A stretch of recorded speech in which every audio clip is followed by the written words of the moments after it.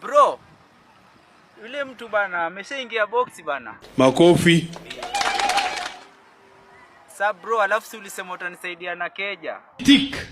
Iko wapi? Pale. Oh, ni sawa. Sasa. Sasa unajua sijai kuwa na hao watu bro. So nikikuwa na wewe kwa keja nafanyaje? Nataka mulambane na mupendane. Oh. Sasa, hiyo keja unanilipisha ngapi? Millions of money.